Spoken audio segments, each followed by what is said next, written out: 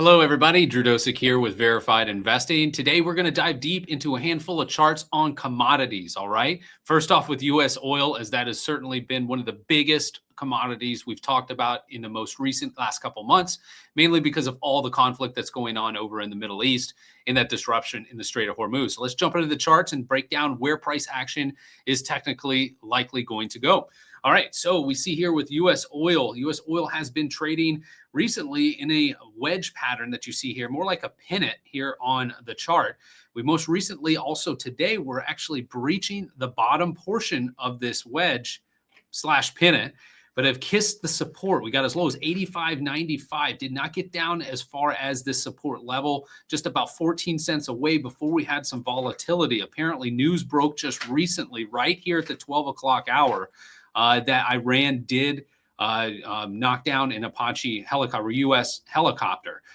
So with that, the escalation of volatility and the potential escalation of conflict in the Middle East did surge the price of U.S. oil up ever so briefly. That's why we've had volatility right here on this one candle today. We'll see, though, as the news comes out. Keep in mind, guys, there's all sorts of news breaking stories with war. Sometimes they're correct. Sometimes they're partially correct.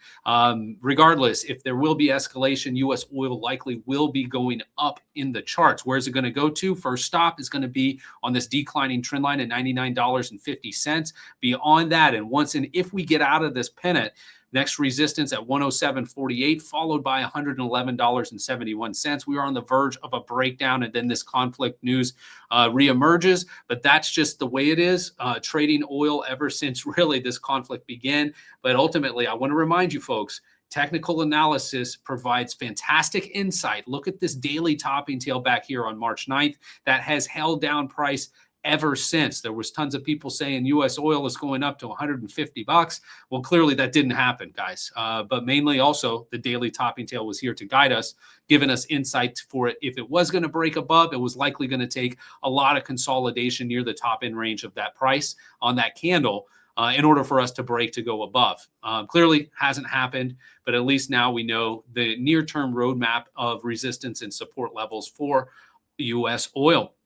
Into nat gas, not having as much of a violent whip day as U.S. oil, but we do see nat gas here mainly trading sideways from yesterday's decline and this third rejection most recently. Here's the first rejection from the parallel channel, the second one, and then now the third one. So nat gas is trying to get back up into this inclining parallel channel. If it does so, the next resistance is 358. But as you see here, I've got an inclining trend line drawn on the chart, clearly defining where this current uptrend in nat gas can fail.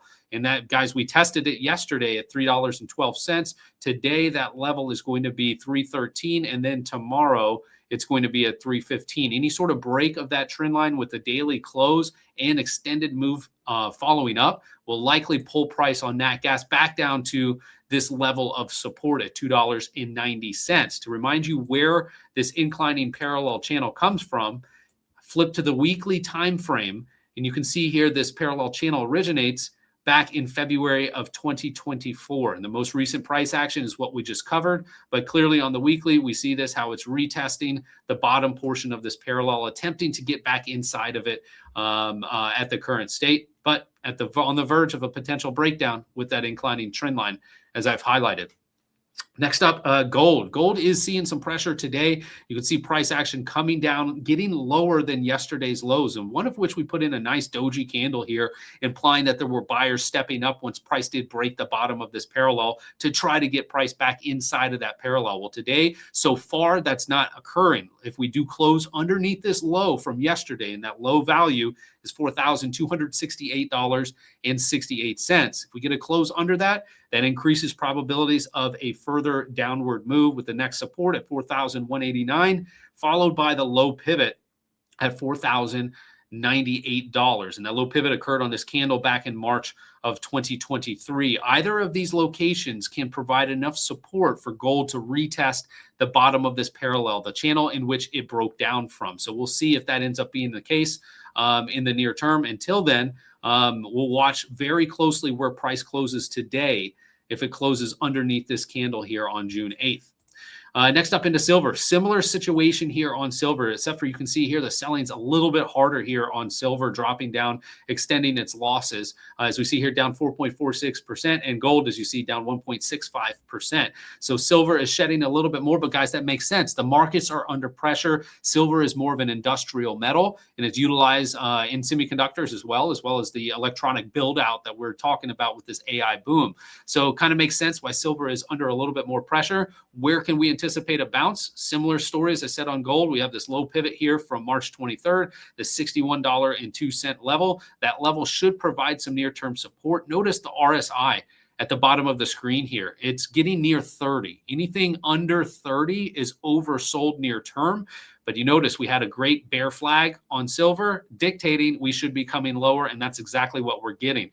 We could see support here, as I said, at 61.02, but we really have a support zone underneath that level. We've got the 50% area, the parallel at $58.16. Then you have another level of support at 55.09 that corresponds with these pivot highs back in November of last year, as well as October. And then lastly, you've got this declining trend line down here, almost sub $50, depending upon when price gets to it. If we're talking about in July, it will be sub $50. Now, once we get under the 50% area of this parallel channel, that's when I start getting interested in picking up a little bit of physical silver, like buying it online from one of the distributors out there. So just keep that in mind. That's where I'm targeting at least silver to come down here, roughly $55 and under. I'll likely be pulling the trigger, picking up a few bars of silver.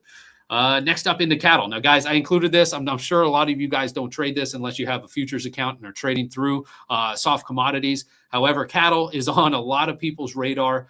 Steaks are so expensive. Grilling out this summer has just become, a luxury to some degree. And even going out to restaurants, some that were somewhat moderately affordable, if they're including steaks, the prices have been elevated. So you may be wondering, when is this going to end, guys? I know my wife just made us dinner the other night, and the steak that she bought was great, and she made it fantastic. But when she told me the price of it, I'm like, what? That's about 2-3x what we were normally spending. Anyway, let's get into cattle, see what's going on here. So good news first, as far as high prices. We got a daily topping tail up here on May 1st. And since then, prices come down very nicely. All right. So let's back out to this weekly time frame. And you can see cattle has really been on a continuous uptrend the past couple years here on this chart. Now, I started this parallel mainly when price started making new highs on this chart. So that low parallel comes in with the pivot here in March of 25, connected over to the low pivot in November of 25. And you can see clearly here with the weekly time frame, price got up above the 50% area and now is struggling to maintain above the 50% area of the parallel. For bulls on cattle that want to see higher steak prices, you want to see price close back above $2.39.5 on the weekly time frame. If we do that, then this chart still is saved, and then would start developing large wicks on the bottom range, implying there's a lot of buyers supporting price right here. A weekly close under this 50% of the parallel, watch for an extended move following that. If that does occur, if we do get extension away from that parallel, then that could be a potential shorting opportunity if and when price moves back up. But right now, it's basically a no touch. It is a bear flag, but last week is showing us a lot of buyers are stepping up to the plate. Near term also, breaking this current uptrend. I like seeing that with cattle. It should imply more downside to come. We'll see about the 50% area of the parallel in the coming days, whether or not that ends up holding at the end of this week or failing. All right, guys, that wraps up today's pro charts on commodities. Thank you so much for tuning in to watch these. As you found them, we've got a lot of great free content, free technical analysis, where not only can you gain an edge on a trade, but you can learn a boatload as well to help you out on all of your trades that you're making currently or in the future. All right, guys, thanks again for watching. We'll have more of these posted every day. Until then, we'll see you guys right here on the charts. Take care, everybody.